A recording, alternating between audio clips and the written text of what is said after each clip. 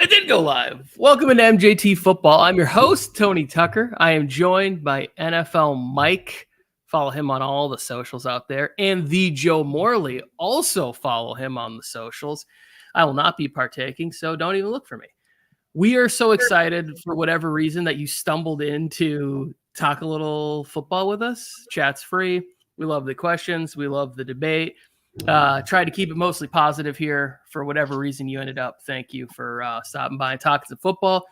We're talking about CJ Stroud's comments about in the idea of winning versus individual accomplishments versus team accomplishments. We got a couple of, would you rather career scenarios built in there. And then we'll just get into general contract talk. Also, again, chat's open, fire away.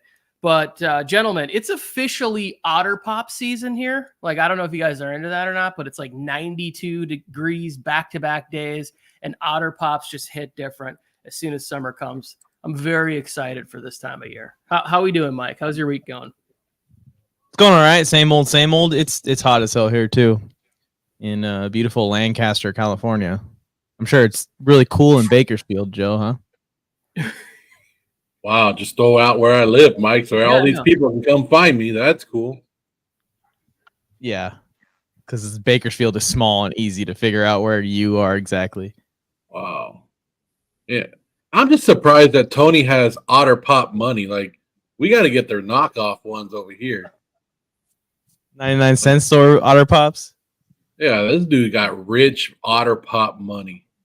But that's the thing is the generic ones don't taste as good. Those ones that come in the weird mesh bags that have been drowning turtles for centuries. I'm not personally. I would never. I don't want to put that kind of plastic. What are they called? They're called bullies. The bullies, the one with it's like big and then it has a little middle and then it's big again. Like the bully, you break them in half.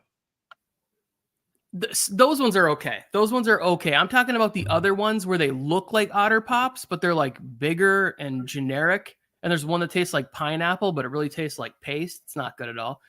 Mike's not enjoying this conversation. Okay. Hold on. Have you tried the Italian ice ones? What? Yes, but they're not as good as Otter Pops. How are there so many Otter Pops? I'm not a big ice cream guy, but I didn't even realize there were this many freaking Otter Pops. This isn't even ice cream. Like none of us, we're not synced up, guys. We need to mind meld because we're not even talking about ice cream. And then Joe's bringing up like terrible ideas that they're even on the same plane. No, I'll get you some. I'll send you some.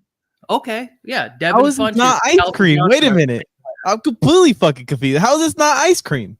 What are we talking about then? We talking about fucking French fries? Like, what are we talking about?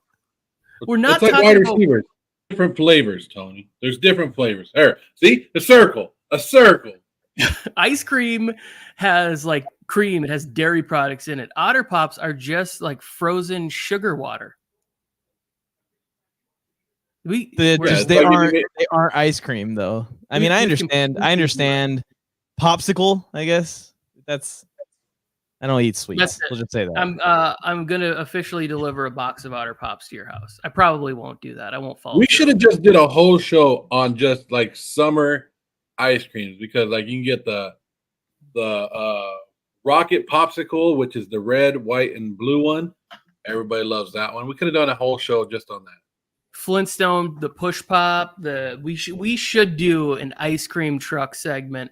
At the end of this, and we'll just delete. Mike will just be gone. Yeah, he can just check out. Don't leave me.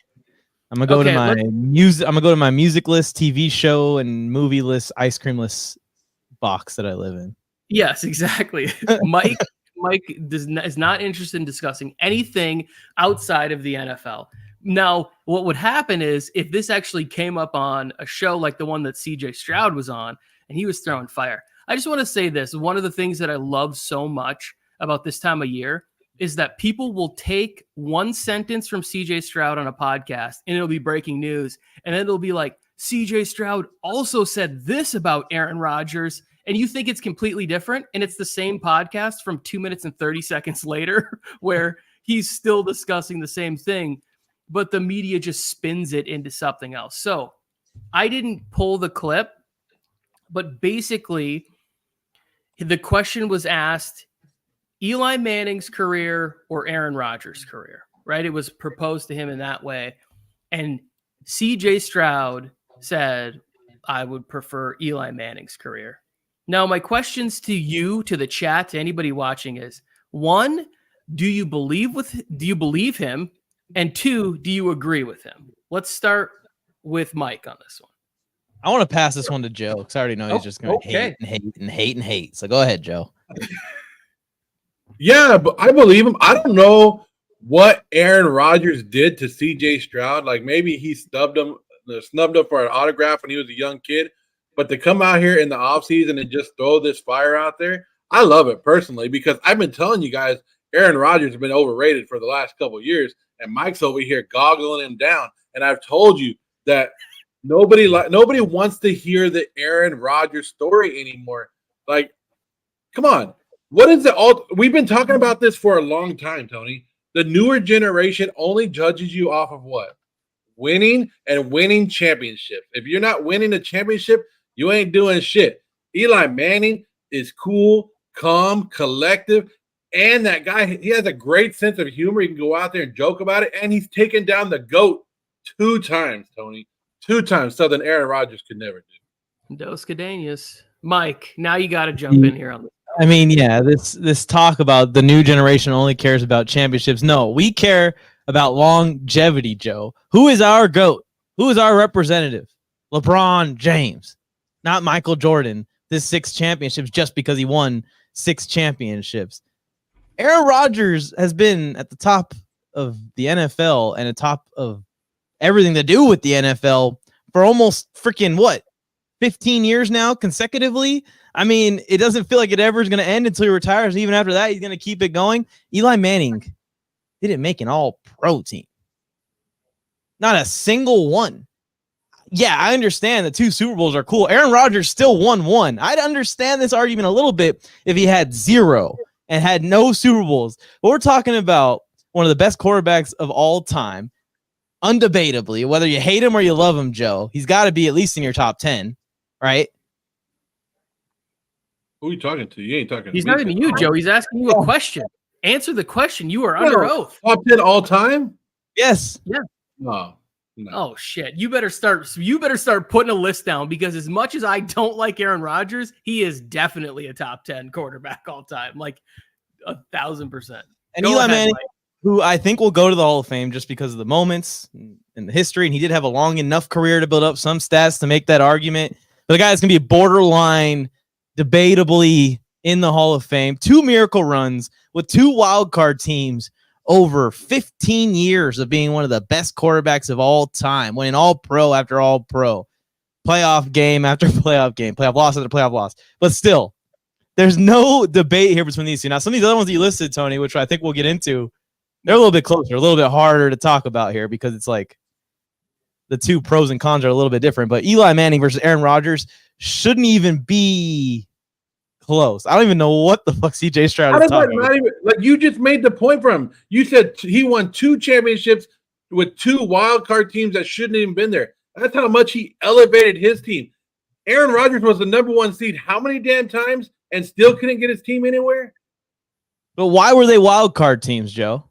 Because all of Eli Manning's New York Giants teams barely made the playoffs when they did make the playoffs or missed the playoffs every year. Because the regular season doesn't mean shit. So why do we even play it? Why don't we just fucking skip ahead to the postseason in every sport? If you're content with being the best regular season player ever, good for you. Good for you. I remember growing up, most of the time, Aaron Rodgers was argued as like the most talented quarterback ever. Like there was an argument with him versus Brady. How are we bringing this all the way back to Eli? I don't get it. Okay, so I want to squash something right now. Eli Manning is 1,000% going into the Hall of Fame. There's no like he has an argument or whatever, because part of the element of the Hall of Fame is, can you tell the story of the NFL without this person? And it's like, you can't tell the story of the NFL because that is potentially the greatest football team I've ever seen was that Patriots team, the 07 team that was 18-0 or whatever going into that game. They beat that team. Then he also, it's like Joe said, he just doesn't have the one against the Patriots. And it's not that Eli Manning beat Tom Brady. He did.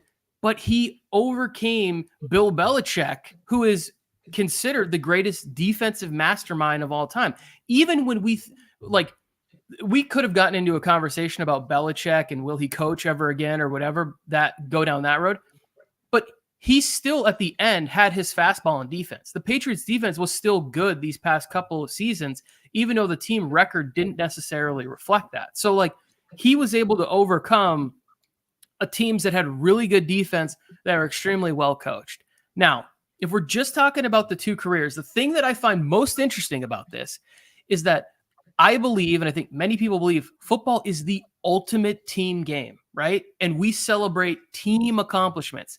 Somehow we've gotten more to this like conversation where it's about the quarterback and the quarterback only and whatever else. It's like, yes, we're focused on this because Brady and Mahomes have won so many of the championships over consecutive years in a row, and it makes it tough for us to see anything else. But like, Mike, we're Chargers fans.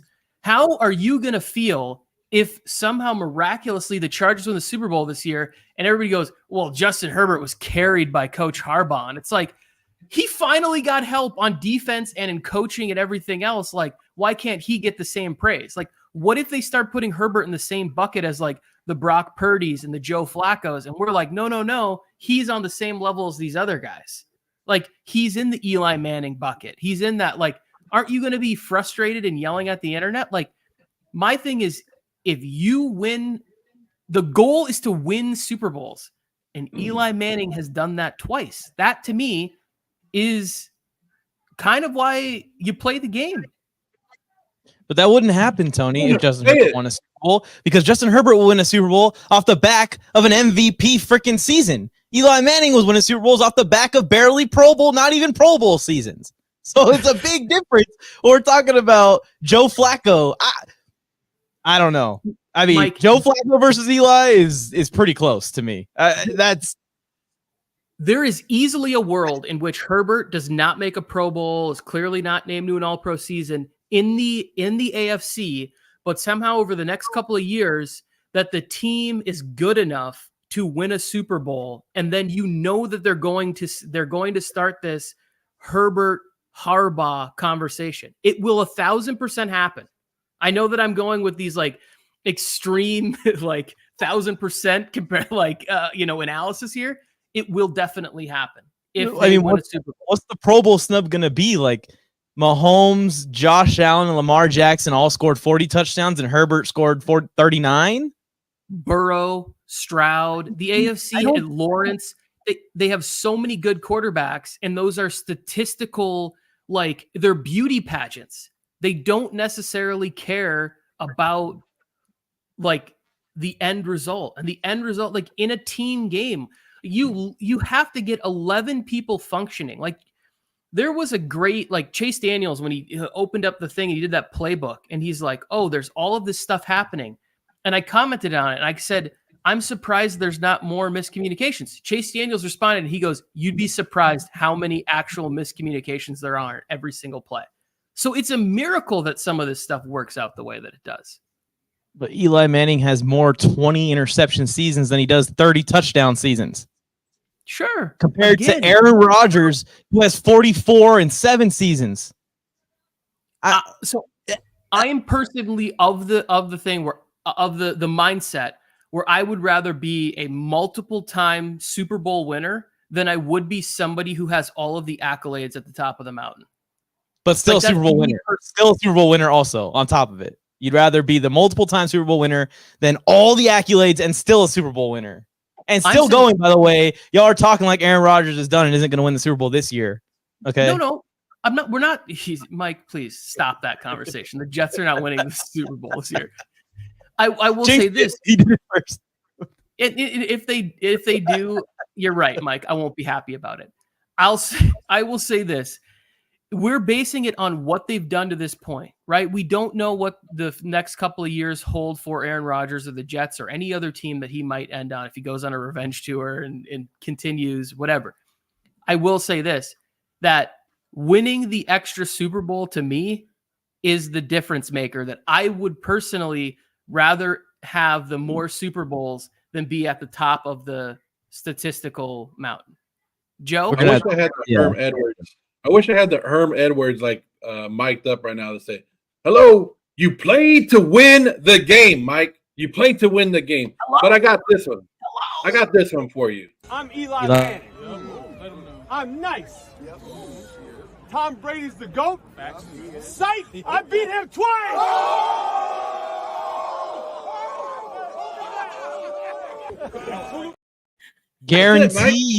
I guarantee you Aaron Rodgers is a better rapper than Eli Manning as well. But if winning is the path, right? Winning is the reason we play the game, right? Why does Eli Manning have a 500 win percentage as a quarterback in the NFL? Because Eli Manning learned early in his career, it doesn't matter about the regular season. Just get to the playoffs and then make magic, homie. He didn't make the playoffs. He didn't make the playoffs. This is what I'm saying. Will it help you if I just admit to you that Aaron Rodgers is the far superior quarterback? With the far superior career as well. Yes. Yes, except for the fact that we all agree. He doesn't have 2 Super Bowl rings. We all agree that Aaron Rodgers' career is the career that we would choose if we were going to choose, right, between these two. So two guys, their careers are going to end up in the same place. They're both going to end up in the Hall of Fame, right? When it's all said and done and numbers go and whatever. Yeah. I would rather have the career of the person that went to the mountaintop twice and was king of the mountain. That's all I'm saying. Now, would I love to have the career of either of these two people to have that kind of success? I've never reached the mountaintop in anything that I've pursued.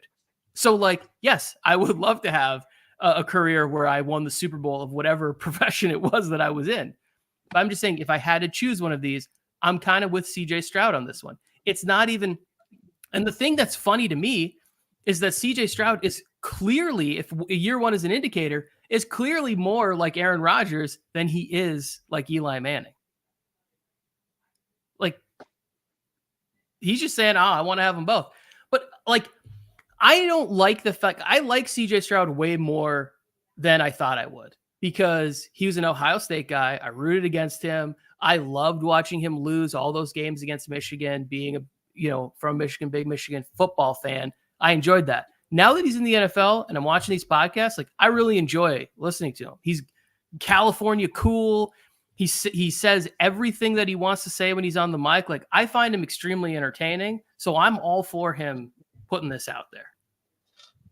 Well, now I hope that he lives out the career of freaking Eli Manning and makes only one more Pro Bowl in his career, but wins a Super Bowl here because the Texans defensive line, then wins another Super Bowl here because of the Texans receivers, and then retires very young compared to the rest of his QBs around him.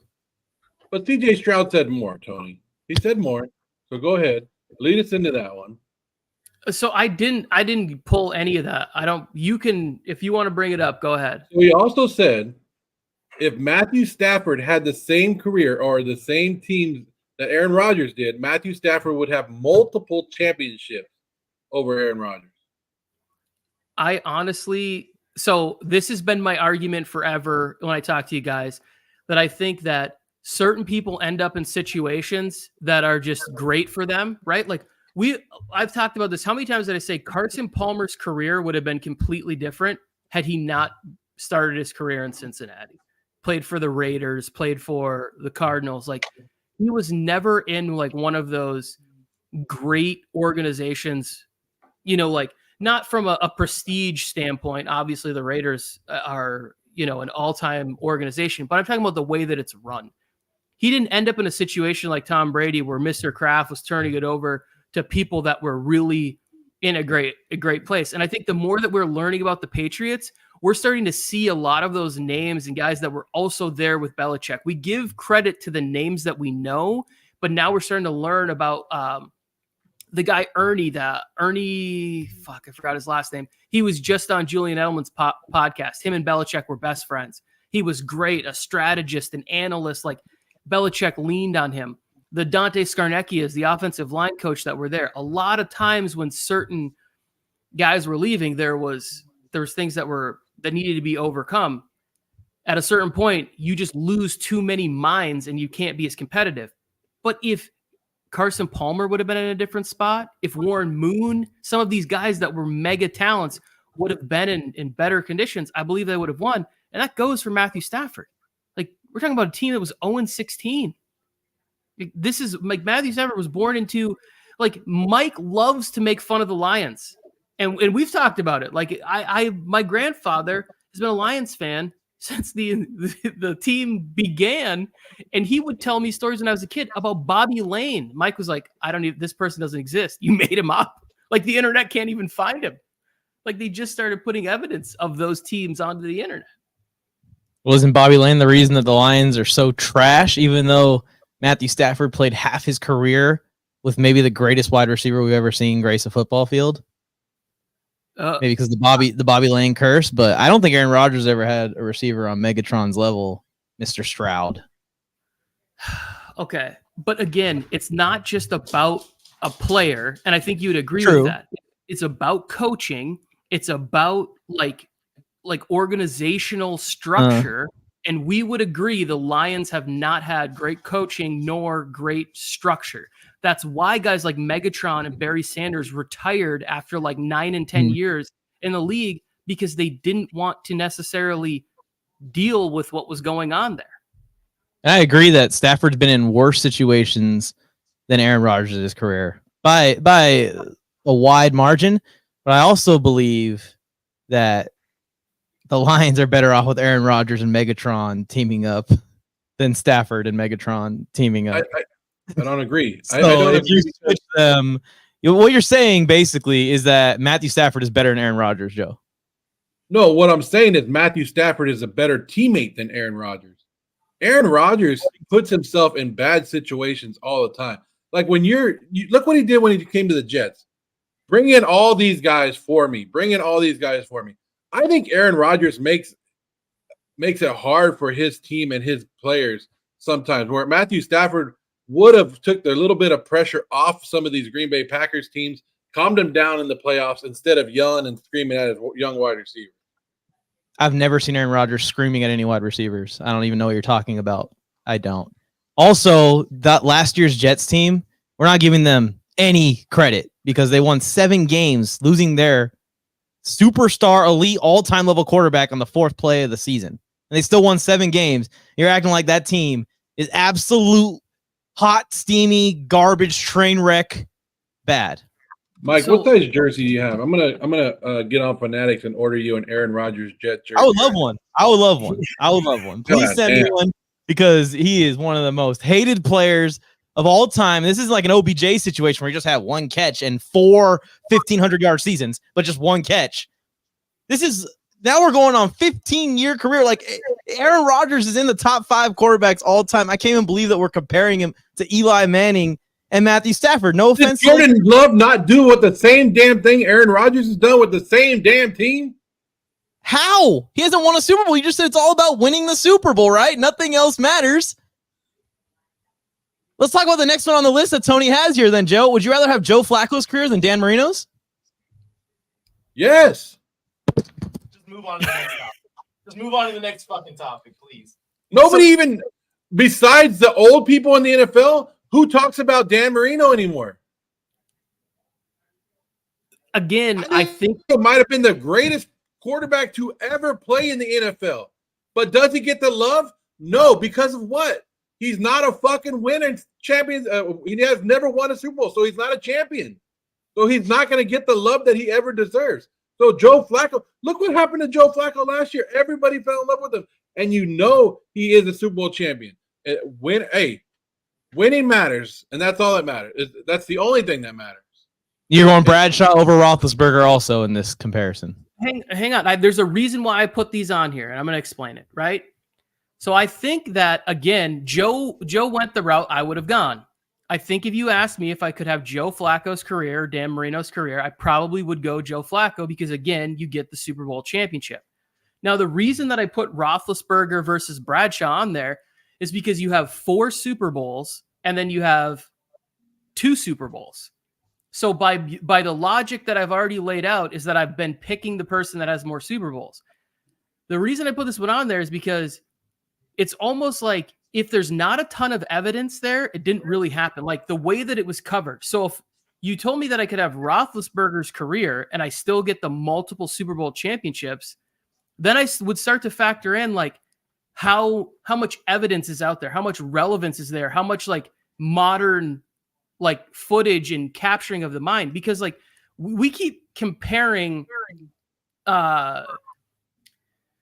you're comparing the skills of these players, and I think that's what's getting lost here is the certain players that we're comparing here are definitely have more quote unquote skill, but for me it's like legacy and evidence of being great. And there's more evidence, obviously, because there's more coverage and more footage and everything, the closer that we get to now than when we go back to the 70s with Bradshaw. Here, Mike, I'll piss you off right now. There's just no argument for 20 years from now. Flacco being greater than Dan Marino, man. 20 years from now, who are people going to be talking about being great? What are you guys talking about? Right here. Aaron Rodgers is greater. Dan Marino is greater than Flacco and Eli combined. Both of them as individuals. That doesn't matter. I'm talking about, okay, this here, I'll put it in your perspective, Mike. 20 years from now, who are people going to be talking about? Are they going to be talking about Phillip Rivers, Eli Manning, or Ben Roethlisberger? They're going to be talking about the two that won the Super Bowl, and the other guy, Phillip Rivers, is going to be forgot about. I don't think that he's going to be completely forgotten about for one. If you're not relevant in the history of the past, they're not going to talk about you. You're talking about 2 versus 0. Who are we talking about in 100 years? Dan Marino or Joe Flacco? Joe Flacco. There's no way we're talking about Joe Flacco over Dan Marino in 100 years when Dan Marino is still in probably the top 25 passers in an era that took running backs off the fucking field. That's how good Dan Marino was. This dude had 15,000 yards passing in his first 3 seasons of his career. And he didn't stop from there. He didn't slow down. Multiple time MVP. He didn't win a Super Bowl. Oh, well. But when you look at Dan Marino's hands, is there anything on that hand? All right, let's talk about the Bradshaw versus Roethlisberger argument, Tony. Please introduce it. I want to hear Joe's answer where he completely goes against everything he just said and chooses Roethlisberger over Bradshaw. I'm not taking Roethlisberger. I never would. So this is the only, I think quarterback is the position where these types of things get magnified, right? Because they get so much credit and so much blame. Like we look at it and go, oh, Dan Marino wasn't quote unquote good enough to get his team to a Super Bowl or win a Super Bowl or whatever. But we would all agree, Mike, in this conversation, Dan Marino is a better quarterback than Joe Flacco is. I'm not arguing that. You're asking me which player is the better player. I would say that. I'm saying that for legacy purposes, which career would I rather have? I'd rather have the career that has the Super Bowl on it. I still would rather have the career that just goes nuts every single season over one Super Bowl.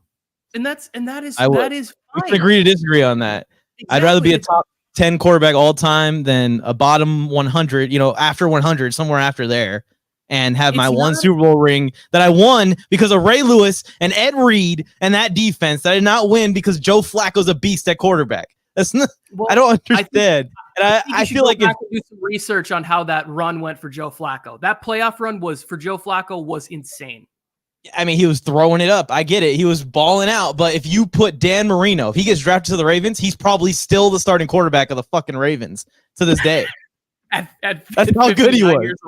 That's what I'm saying. So that's it's just crazy to me. And you're gonna take Bradshaw over Roethlisberger after that whole argument about being known in 100 years. Bradshaw won't even be a thought in 100 years. But do you include Bradshaw's commentating career in that, or like what tips it his way? Just because Bradshaw won 4 Super Bowls when they were throwing 7 interceptions per Super Bowl on average each year, and the competition was way lower, and you had to get brain damage. There's no doubt that Terry Bradshaw has brain damage. There ain't no doubt about that. There's no doubt. But Dan Marino right now, Mike, Dan Marino is the 8th most passing yards in history right now. Uh-huh. So you don't think that's all going to be passed up? Aaron Rodgers is 9th. So he's going to be probably they will probably still be in the top 20. Because if you think about it, Dan Marino, his era is what, about 30 years ago now? So he times that by 3, just based off of how it's going right now. He's slowly moved down to 8. In 100 years, he's going to be down to 20, 25 at the lowest. So again, with the eras kept in mind, it's pretty impressive.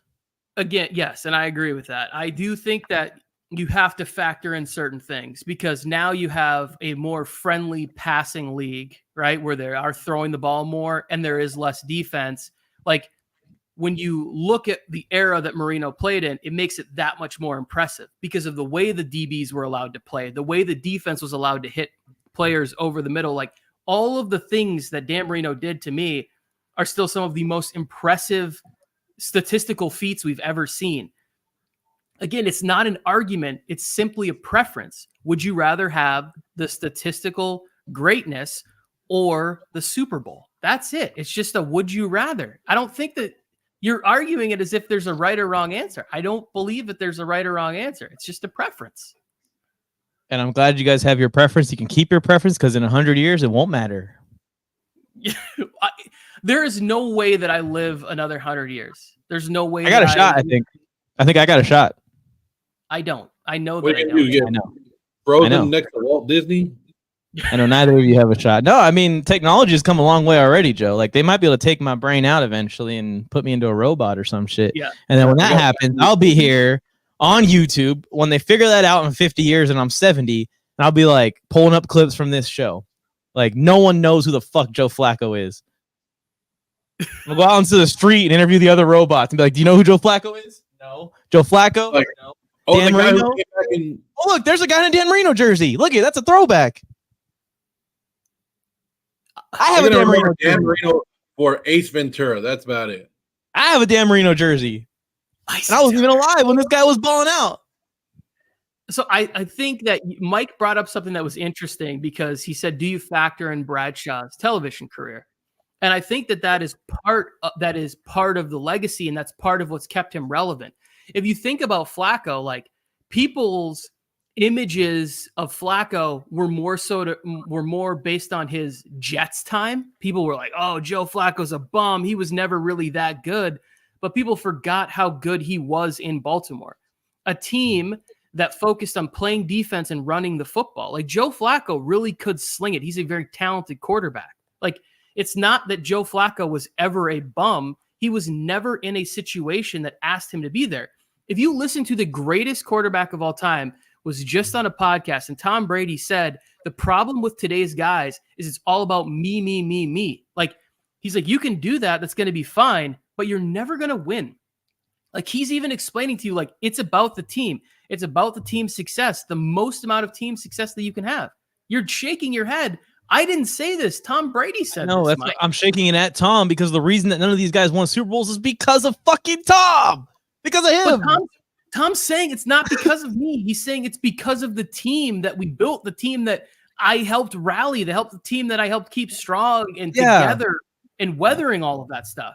Sure, it wasn't you the fucking 15th time you did it. It wasn't you at all. This dude literally probably held Aaron Rodgers back from winning a Super Bowl. I mean, the motherfucker did have a top 10. Really. He held Phil Rivers back. He held Phil Rivers back from winning a Super Bowl. It's not holding him back. He defeated them. I mean, he defeated them. But like this guy's talking about it, like all you guys had to do is just be better teams to come and beat us who were cheating and had the best quarterback of all time all that time. You just completely being a hater. Let's finish up the show with contract talk. Last week, on the show we discussed that the Justin Jefferson deal was imminent, and we talked about like would there be a bubble at some point? Would these teams start pushing back against the rate at which the receivers are being played?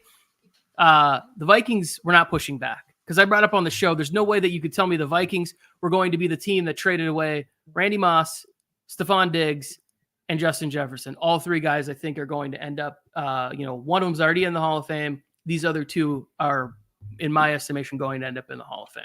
So he gets the $35 million deal, getting paid like a mid-level quarterback contract here. Like I think I saw somewhere like he's making more money than like Baker Mayfield and like that level of contract.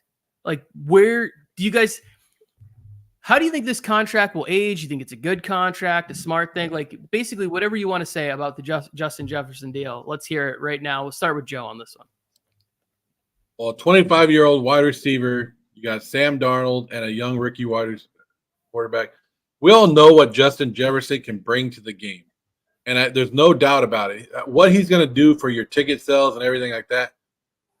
But holy shit, $35 million is what we're paying wide receivers now. Like this is, and I think we talked about it last week. Like I told you, the wide receiver market, every year we're looking at the draft now. We're going, oh, this draft's loaded with wide receivers. This draft's loaded with wide receivers. I understand what Minnesota's doing, but what's the closest to him? What's the closest to him? I think $30 million. So you paid him $5 million more. You reset the wide receiver market right here. I thought it was 32. Who's at 32? Isn't AJ Brown's new deal was like average annual salary was like 32 or something like that? Go ahead. This just showed me that like we already knew about it and it's going that way.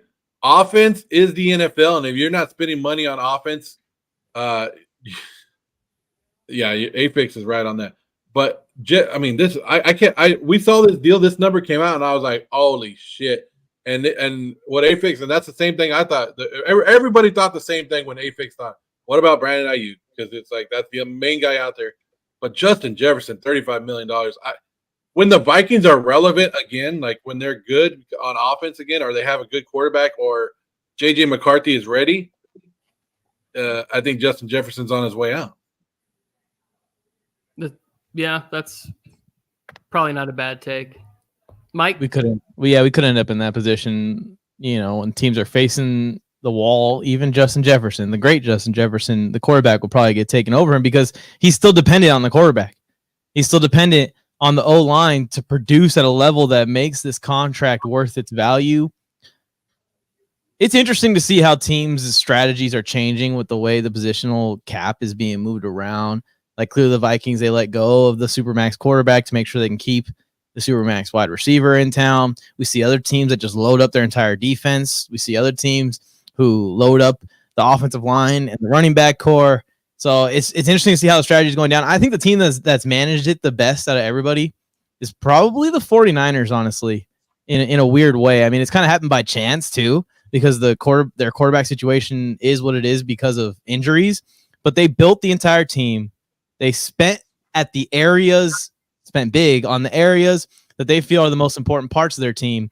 And then they filled in players that they think can run the system in other spots. And you could tell that rushing attack, that offensive line, George Kittle's play action game, all of that is kind of the strength of the 49ers. They just said, we need someone in here that can just run this thing. And the idea was it was going to be Trey Lance on a rookie contract where they could afford all these other guys and bring in Christian McCaffrey still. Ended up being Brock Purdy instead. I think that they've kind of managed that risk reward the best. Like, we're going to pay our edge rushers. We're going to make sure the D-line is super good. We're going to pay the left tackle. We're going to pay the running back. But we're going to discount a quarterback where we can save $50 million per year to spend on other positions. The Vikings are kind of in a spot here where they're doing something similar. They're saying, hey, Justin Jefferson's our most important player. We're going to pay for that player, even if it is this record-breaking price. We're going to fill in at quarterback with a rookie quarterback and just hope that the entire offensive weapons can carry him, similar to the way that the 49ers weapons have carried 49ers quarterbacks over the last couple of years. The big problem is, even with it improving probably this year, I don't know about the Vikings defense reaching that competitive of a level in the next, 2 years. So I think that this is the Vikings are in the perfect spot to be paying $35 million a year, right? Like I think it's really tough, the situation the Dolphins are in, where they just paid Jalen Waddle.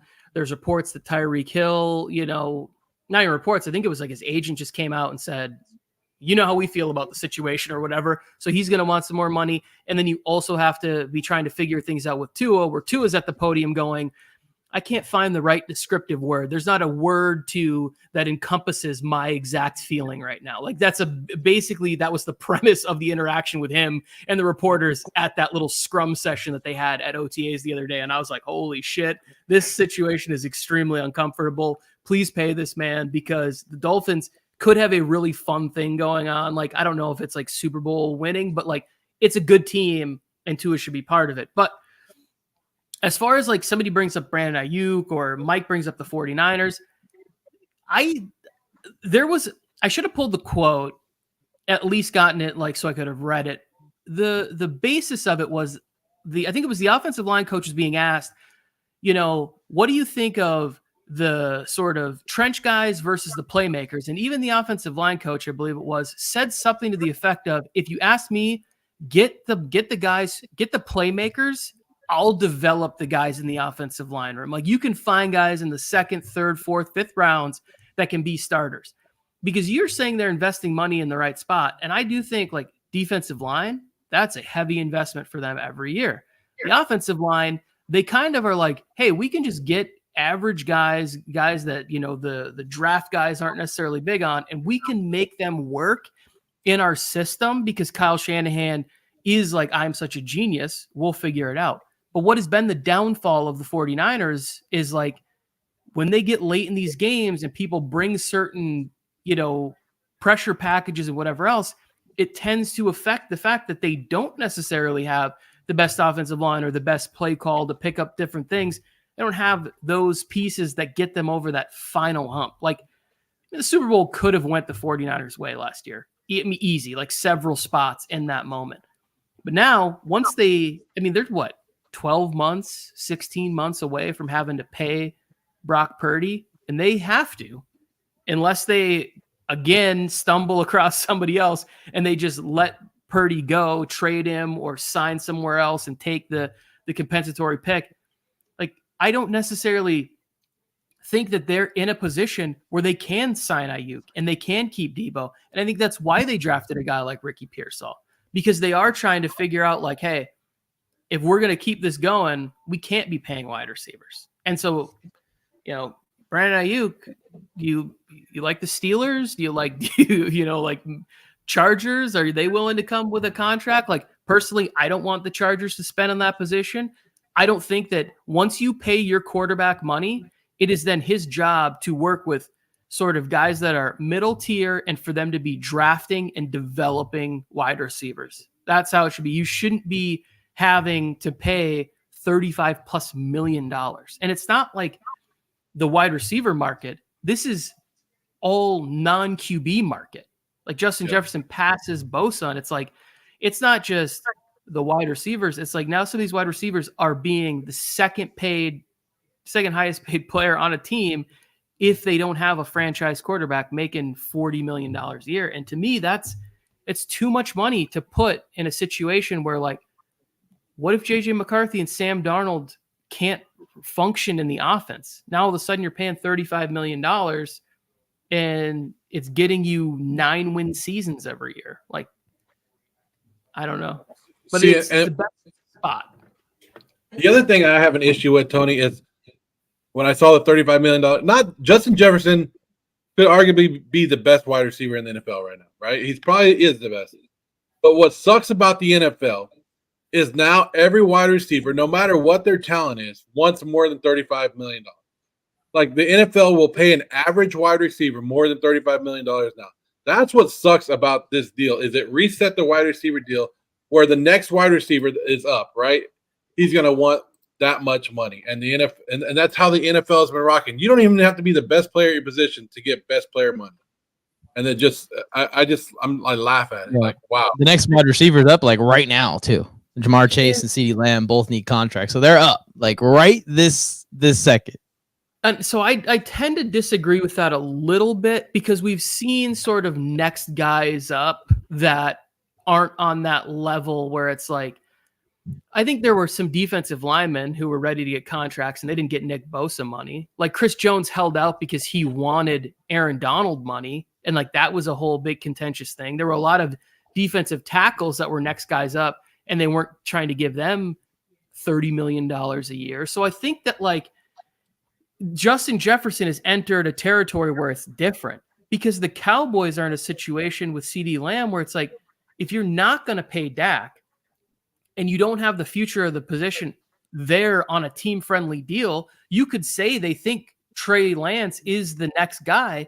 But pretty soon, if he is that guy, you're going to be having to pay him the same amount of money you would have had to pay Dak, who we already know can be an MVP caliber quarterback in the NFL. So it's like, that's why the Minnesota position to me is perfect, because Sam Darnold plays 1 year. If he plays outstanding and the Vikings win 10 or 11 games this year, Sam Darnold likely signs a contract somewhere else that nets the Vikings a 2026 third round compensatory pick or something like that, right? And then you just hand the reins over to JJ McCarthy, because you've seen enough where in year 2, he's going to be able to step right in and keep that team at an 11 plus win pace. The Cowboys aren't in that situation. They didn't draft the future of their team, and the guy that could potentially be the future, the one they used a 4th round pick on to get Trey Lance, will be in, 5th year next year if that's the case. So it's like they're not in that position to say, oh, next year we're gonna just trade everything we got to go up and get Shedeur Sanders. Like that would have to be the situation. Maybe not Shedeur, but whoever QB1 is going into next year's draft. It's like, I don't think the Cowboys are in a great spot. And what if they do pay, CeeDee Lamb's agents go, hey, we might not be quite Justin Jefferson level, but we want $34.5 million. We want to be paid above Nick Bosa, just below Justin Jefferson. And then Chase goes, hey, I'm just as good. I was better than him in college. I'm better than him in the pros. I want 36.5. Well, T. Higgins, it's been nice having you here in Cincinnati. We'll see you later. Yeah, I mean, It's hard to argue spending $100 million per year annually on 2 players, and that's basically what an elite wide receiver and quarterback duo is going to cost nowadays. So we'll see how teams do it. I mean, they might start taking in some veteran. These 1-year deals we're starting to see become more and more popular, and just like you said, Tony and Joe, just working through the draft. I think a side of this that we don't ever take into account as fans is the business side. Justin Jefferson's obviously the leader in jersey sales amongst Vikings fans. He probably puts the most butts in seats at the stadium and gives them the most advertising benefits of all the players in the team. So all of that is taken into account when they write these things up, which is why I also argue it's all business. These guys don't care about winning Super Bowls as much as they do making as much money as possible. So CJ Stroud, I challenge you, take a 50% discount, bro. You don't need $60 million per year. Take $30 million so you can win 2 Super Bowls and not make $1 billion as a football player like Aaron Rodgers did. So I looked something up, because I think the other thing that I really liked about the 49ers draft was they took a shot on a wide receiver like Jacob Cowing, kid out of Arizona, smaller, like a slot receiver, somebody that Kyle Shanahan can scheme up big play opportunity for. Then you get a route runner like Ricky Pearsall. Like they're really trying to say like, hey, we took a 1st round shot on a guy we really like, but we also went and double dipped at the position. We're going to bring in a guy that we think if we can hit on at least one of these guys who can be a playmaker for us, then we're there. Because I think the 49ers also gave maybe like a 1-year extension to Jennings, the guy that could have been a Super Bowl MVP if the ball bounces a little bit differently at the end of the Super Bowl game last year. So it's like the 49ers, I think, have done overall a pretty good job constructing the roster. I think they've had a couple of down drafts. I was really hoping to see a little bit more out of a wide receiver like Ronnie Bell, a guy that I liked at Michigan. And maybe it's just maybe he's there and we just don't know about him. There was a comment here about Sam Darnold. I just want to touch on this. Afix said something about Sam Darnold not being good. I will say that, and I forget who it was, but they were talking about Sam Darnold getting to the NFL where it's like he was dumped into a terrible situation where Adam Gase essentially said, hey, you're going to run the Peyton Manning offense. Here's one of the hardest things you could ever have to do. You're going to have commands and intelligence like Peyton Manning. That's just a recipe for disaster. Then he goes to Carolina, another situation, shaky head coach situation, clearly tumultuous ownership situation, and it's bad there. Everything that you hear about what Kyle Shanahan said, like, oh, this is the first time he was in sort of an offense where the answers were provided, and he looked really good in practice. He looked like a strong player. So now if Kevin O'Connell gets him, maybe Kevin O'Connell can have like, hey, super simple answers here. Like you're going to come back, you're going to have a 1-2 read with Jefferson and Addison on the same side of the field, or you're going to have a 1-2 read with Addison and Hawkinson when he's back and healthy on this side of the field. We're going to run heavy play action. We're going to give you easy, bootlegs and rolls. I think Sam Darnold can hang on to the job for longer than week 7, and I think he can be functional. It'll be defensive questions. Can Brian Flores repeat the same sort of magic that he had last year? So Tony's saying that Sam Darnold's going to be so good after his run with Minnesota, he could be the governor of Minnesota. That's how great he's going to be. Yeah, he's going to take over for Jesse the Body Ventura. Sam Darnold's going to be loved in purple. Jet fuel doesn't melt steel beams, Joe. I want to talk to you about. I don't want to go down this road. So let's finish up contract. I do want to say this, Tony, before you move on. Ahead. I love everything that's going on this offseason with the Dallas Cowboys. It's amazing to watch them. They're all in. We're pushing all the chips to the table. It's great to see how much Jerry Jones is really going at it. I mean, why pay Dak? Why pay CeeDee? Why pay Parsons? It's the Dallas Cowboys, America's team. Everybody's going to come want to play for him next year. If you get rid of Dak, there's going to be another quarterback knocking on your door, come play for America's team. Mike, did you want to chip in? I don't have nothing. Because I have something. When Dak's a Giant, I'll be going for the Giants like I do the Cowboys. It'll just be a flip. But yeah, they're in a bad spot. Like if I'm Jerry, I'm getting this Parsons and CeeDee Lamb deal done. And yeah, it's going to leave Dak out to dry. But if you leave Dak out to dry and you don't get the contracts done, you could lose them all. I mean, you could realistically lose them all. So I have been the one on this podcast saying, hey, everybody's overreacting. The Cowboys are still a good team. This week, I kind of was like, what's going on? Micah Parsons is getting interviewed, and they said, oh, how's your relationship with your new defensive coordinator? And he goes, me and Zimmer haven't said more than 20 words to each other. And in my mind, I'm like, Zimmer, I know you're old school and you're not trying to be friends with these guys, but this is your best defensive player. And you're telling me you guys haven't said more than 20 words? You haven't discussed or game plan? And then he even said, he said, yeah, my position coach came up to me and he said, hey, Zimmer wants you to do it like this. And I looked at him and said, well, I like to do it like this, so I'm going to do it like this. And I'm like, oh, shit.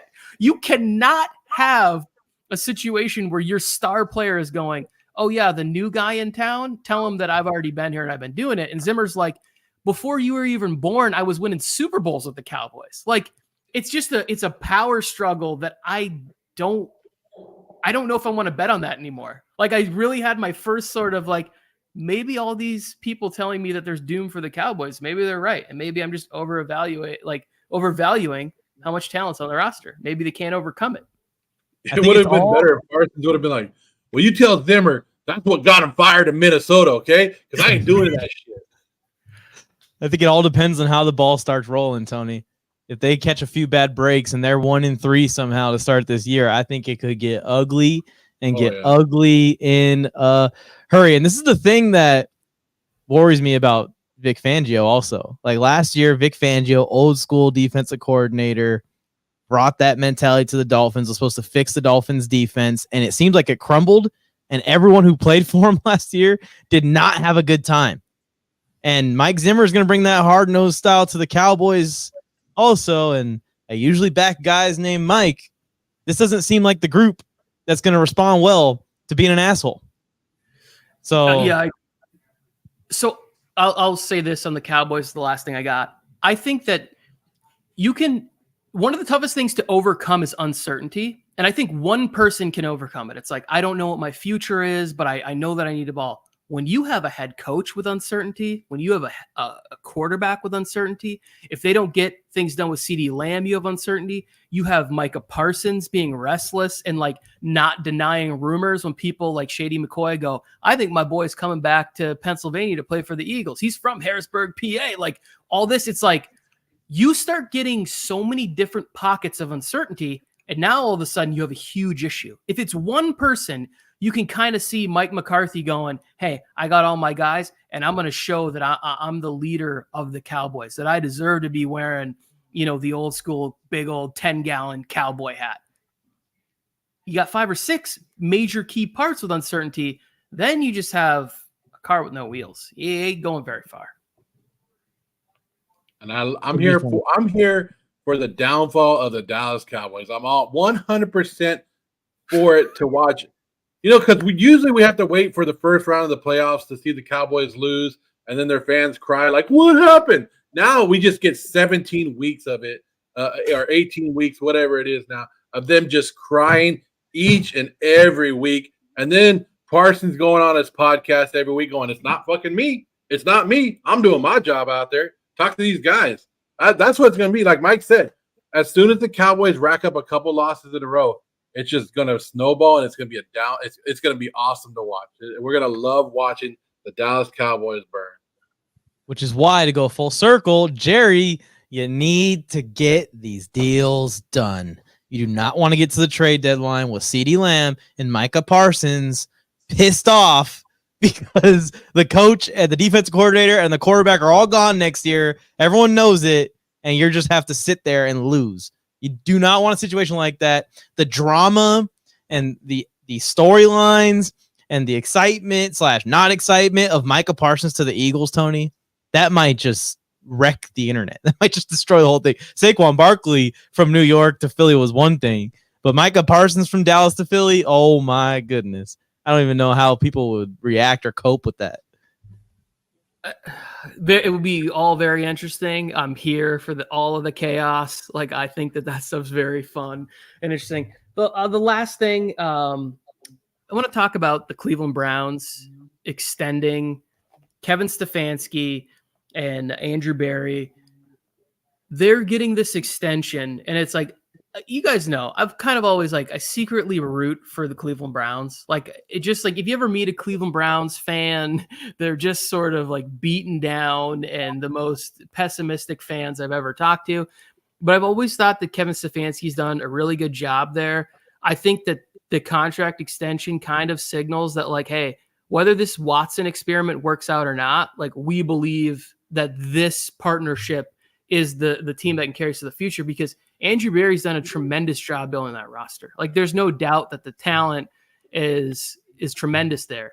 And I think having a defensive coordinator like Jim Schwartz, that's the kind of guy that you can get that can stick in that position for a while. Because I don't necessarily know that Schwartz is going to get more head coaching opportunities. He already had the one with the Lions. I don't know if he's going to be a hot head coaching candidate going forward. So you might be able to build some continuity with Stefanski holding it down for the offense and Schwartz on the defensive side, kind of trying to create something like an Andy Reid, why am I blanking on his name? Spagnuolo. Yeah. Situation. So I really like the extensions for both of these guys there. I think that Cleveland tends to do things that are a little weird, contract wise and whatever, but they've been putting out really good teams over the last 3 or 4 years, even if the records didn't always reflect it. Just based on what Stefanski did last year with 5 different QBs, that was worth the contract extension to me. You guys have any thoughts on Cleveland's situation? Who was the QB for Cleveland last year? Which one? Dorian Thompson-Robinson. Came back and led them all the way to the playoffs. I don't know. I don't think he's very good though. I can't remember what his name was. Just to lose, which doesn't matter, right? If you just lose, it doesn't matter. If you make it to the playoffs and lose that whole season, none of it counted. None of those stats counted. You didn't throw any of those touchdown passes. You get nothing but the credit for the injuries that you got in that same time span that we're not counting. That's the only thing you get. And a bunch of hate from guys who should have some appreciation, because you guys got to watch the whole career. You could proudly say you saw the Brady and Rodgers era, but no, you both hate Brady and you both hate Rodgers. And your guys' favorite quarterbacks are probably Matt Hasselbeck and fucking. Hey, I did get to watch.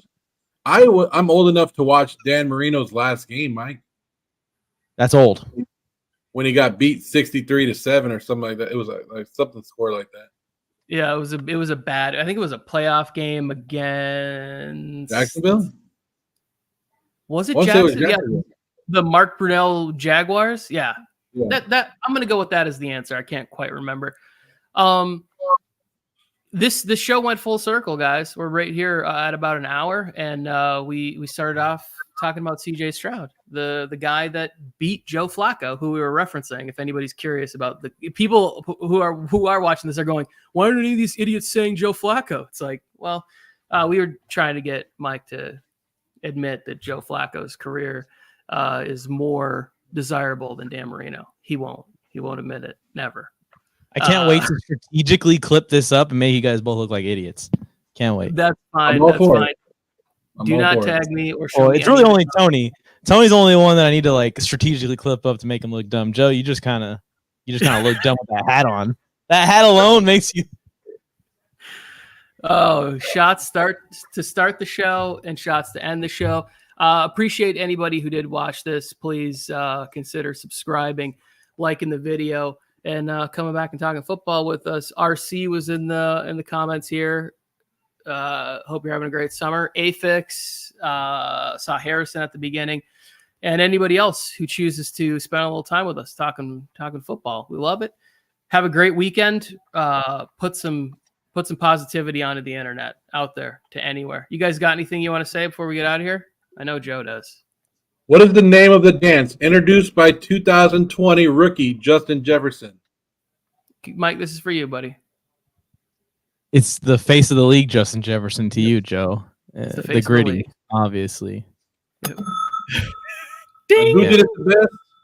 Don't challenge my opinions and knowledge in football anymore ever again. And everyone, please, on that note, gritty your way to the like button and like this video. Thank you, guys. Love it. I love it. We'll be back next week. An entire fantasy football show. We'll be talking wide receivers. We'll see you next Friday at 11:05 or 11:15. Whenever the video goes live. We'll talk to you later.